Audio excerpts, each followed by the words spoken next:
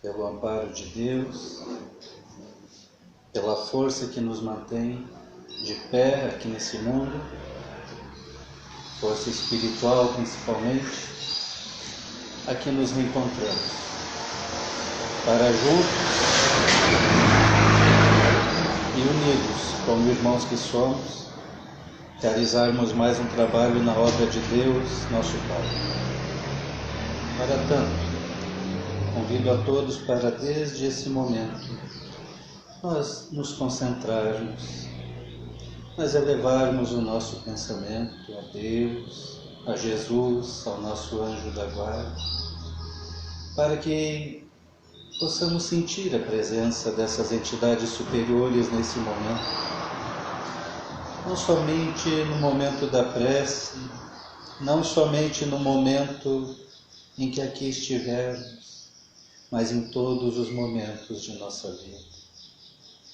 Precisamos entender a cada dia que passa, mais e mais a vontade de Deus, para nos tornarmos realmente filhos de Deus aqui nesse mundo, obedientes ao Pai, procurando a praticar obras boas, procurando a ter sempre a assistência dos bons espíritos em torno de nós, para nós conseguirmos vencer as nossas provas, vencer as dificuldades que esse mundo apresenta, que não são poucas. Muitas são as provas pelas quais somos chamados a passar, e a qual está para nós. Cada um de nós tem a sua, cada um de nós tem a sua missão a ser desenvolvida aqui nesse mundo. Portanto, vamos em frente, sem vacilar, com o nosso pensamento sempre em Deus, mantendo viva a fé, a esperança, a força para que possamos vencer. E vamos vencer, porque Deus é essa força, e Ele está em cada um de nós. Ele não está aqui, ali, nem lá adiante. Ele está dentro de nós. Vamos então, nesse momento, fazer uma prece. Sentir essa presença inefável do Senhor junto de nós nesse momento. Através desses protetores amigos que nos atendem nesta hora. E que aqui estão, sob as ordens de Jesus, para distribuir a todos nós muitas bênçãos, muito amparo e proteção espiritual. E não somente para nós que aqui nos encontramos, mas a todos quantos aqui afluírem em espírito e outros tantos que nós nos lembrarmos agora, no momento da prece. Estejam onde estiverem, onde receber, sejam nossos familiares, sejam nossos amigos, sejam aqueles que não têm ninguém por eles, mas que nessa hora vão receber as nossas vibrações, em nome de Jesus. Senhor, fazei de nós instrumentos de vossa paz, onde houver ódio, consenti que semeamos o amor, perdão onde haja injúria, fé onde haja dúvida, verdade onde haja mentira, esperança onde haja desespero, luz onde haja trevas, união onde haja discórdia e alegria onde haja tristeza. Divino Mestre, permiti que não procuremos tanto ser consolados quanto consolar-nos, ser amados quanto amar-nos, porque é dando que recebemos, perdoando é que somos perdoados, e é morrendo que nascemos para a vida eterna. Que assim seja.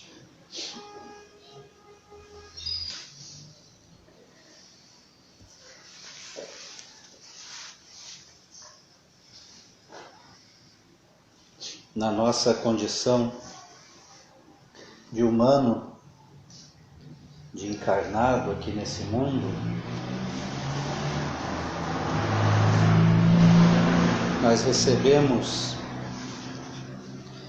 muitas influências sobre nós, a todo instante. Aqui, há 2 semanas atrás, falei sobre a influência dos espíritos, sobre os espíritos. Dos espíritos sobre os espíritos desencarnados e principalmente os desencarnados. E Kardec nos mostra que a influência sobre nós, espíritos encarnados, é muito maior do que sobre os desencarnados. Porque nós estamos no mundo materializado, onde os espíritos que aqui estiveram e não aproveitaram a oportunidade que receberam e foram para a vida espiritual, levaram consigo todos os seus desejos, todas as suas paixões referente a esse mundo. E para eles saciarem um pouco dessa vontade que têm, eles servem-se dos encarnados que não vigiam os seus pensamentos, que não oram, que não fazem prece, que não têm os bons hábitos, os bons costumes, aqueles que não têm a boa leitura, aqueles que, enfim, não vigiam os seus procedimentos, os seus pensamentos.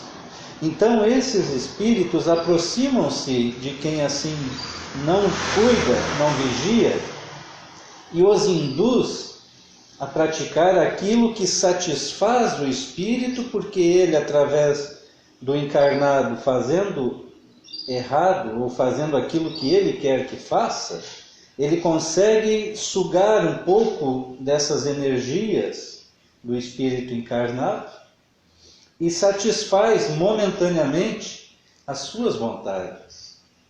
Quem são esses espíritos? Muitas vezes são espíritos conhecidos nossos. São espíritos parentes nossos que desencarnaram nessa situação. Do contrário, também é verdade. Os espíritos amigos que aqui estiveram e já desencarnaram, aqueles que cultivaram virtudes, aqueles que cuidaram dos seus procedimentos aqui no mundo, aqueles que foram caridosos, bondosos, aqueles que não tinham boca para falar senão somente a verdade, eles também vêm, aproximam-se de nós e nos auxiliam. Só que agora entra a questão nossa, a nossa natureza terrena, a nossa natureza ainda materialista, faz com que sejamos propensos muito mais à atividade, à influência dos espíritos negativos, dos espíritos atrasados, do que dos superiores. Os superiores nós podemos sentir em um momento como esse. Aqui estão. No momento da prece agora, latentemente, aqui estão. Dá para sentir, dá quase para ver a presença deles conosco. Mas essa condição tem que ser constante na nossa vida. Ela tem que nos acompanhar em todos os momentos. Essa condição de prece, de enlevo espiritual. Mas aí a gente para e pensa um pouco, mas estamos no mundo materializado. Nós precisamos trabalhar, nós precisamos sair à rua, nós precisamos pegar o ônibus, dirigir, daqui um pouco ser fechado no trânsito, ou alguém no ônibus pisar no nosso pé, nos xingar. Enfim, depende muito do humor que aquela pessoa que convive conosco no dia a dia vai estar sentindo, para não nos afrontar. E uma vez nos afrontando, nós já começamos a compactuar do mesmo sentimento, porque entramos em afinidade naquele momento com aquele sentimento, se nós não vigiarmos os nossos pensamentos, os nossos sentimentos.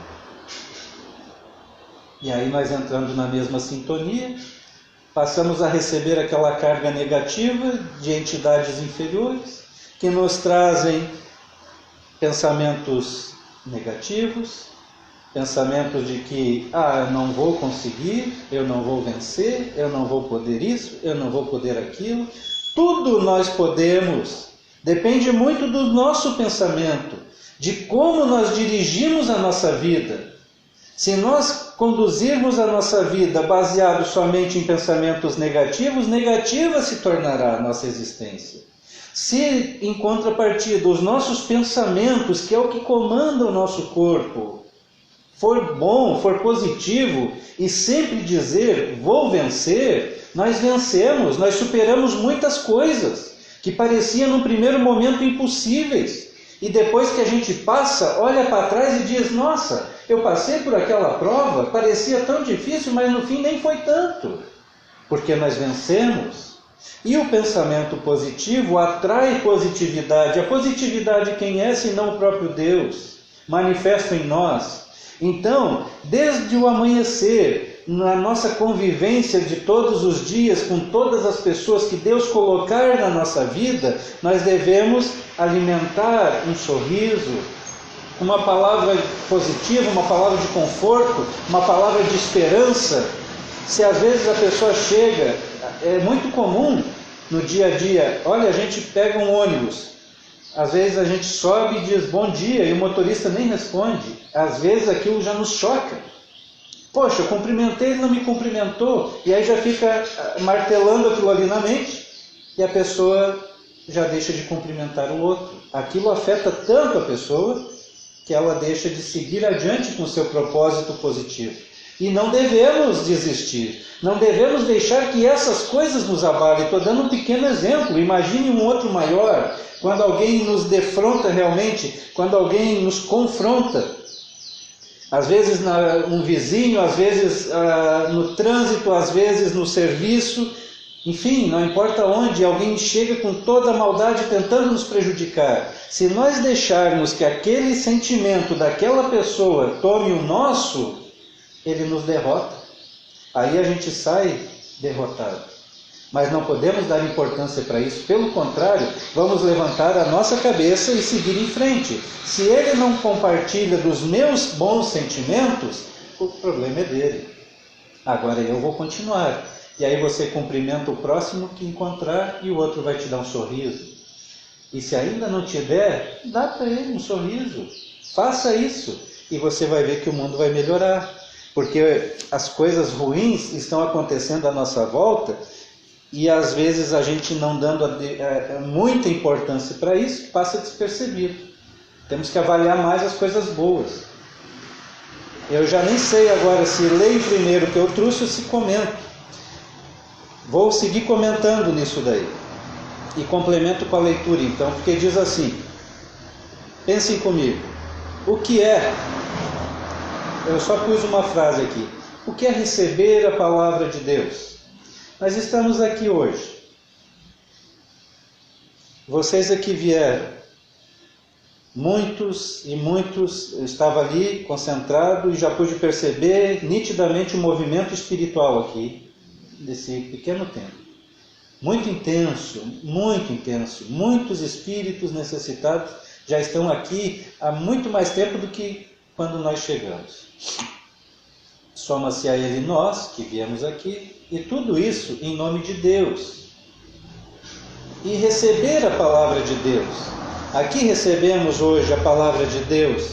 Lá na Igreja Católica, amanhã, na missa matinal, vão receber a palavra de Deus.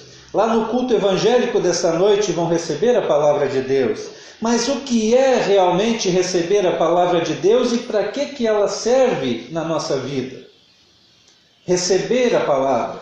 Ora, a palavra sendo dirigida, aquele a que está disposto a ouvir está recebendo.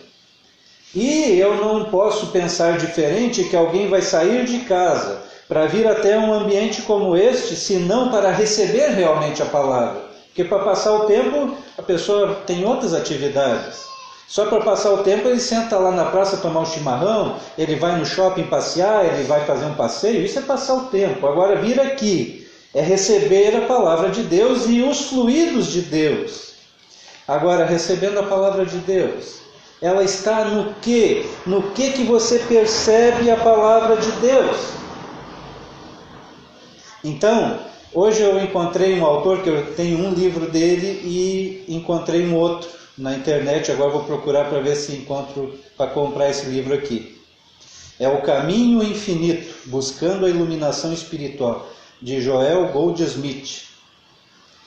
É um autor americano que curava à distância, um curador norte-americano, que, segundo consta, desencarnou já em 1964.